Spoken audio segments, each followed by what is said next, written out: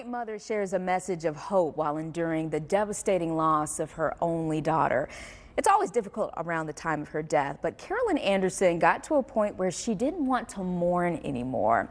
Instead, she started a nonprofit in her daughter's honor, helping people experiencing homelessness and survivors of traumatic events. That resilience is why many consider her remarkable. Good morning, everybody. Good morning. Get y'all some coffee and biscuits. If there is one thing Carolyn Anderson has learned about hard times, it's that spreading joy. If you want another biscuit, just raise your hand. I'll bring them to you. Can ease pain. Just to do something today, to do my part, to do the foundation's part.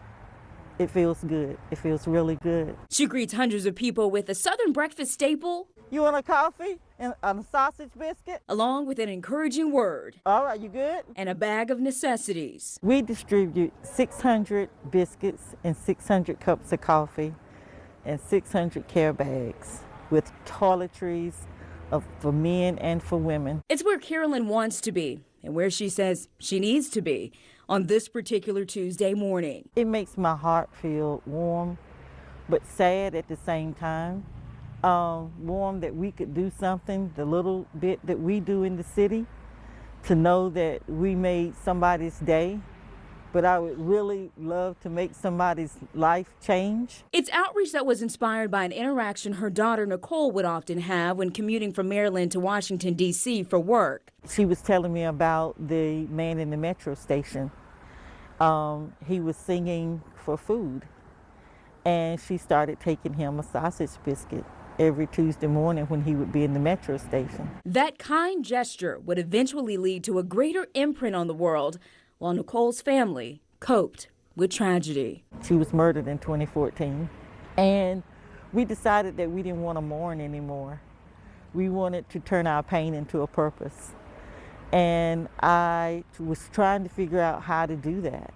And then all of a sudden I remembered a conversation that I had with her. There you go, keeping you healthy. Through the Nicole Sade Enoch Foundation, Carolyn and her family have organized Sausage Biscuit Tuesday in the Piedmont Triad since 2018. We started out with 100 biscuits and 67 care packages, and we're up to 600 now. They set up where their need is greatest in unhoused communities in Greensboro and High Point, and they intentionally do this close to February 19th, the date of Nicole's death. It's draining.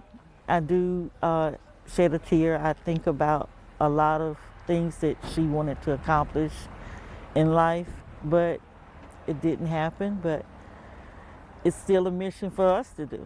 It's something for us to do in the earth. Faith has been the anchor to get Carolyn through the most difficult times. Without God's help, I could not have done this. She's written the book From Tragedy to Strategy to help others who are trying to process similar emotions. It also gives some encouragement in the back of the book to where people can do things to bring awareness to their family members, do a scrapbook, do journaling, turn that pain into a purpose. Also, it's just something that I know that could help them and make a legacy for their loved one. A gesture of support to show that even in loss, love. Prayer request, you want a prayer request? Write it on that paper, okay? Prevails. Every year doesn't have to be a painful memory.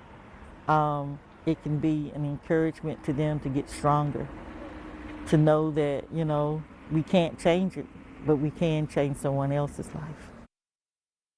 And Nicole graduated from Cummings High School in 2005 and Campbell University in 2009.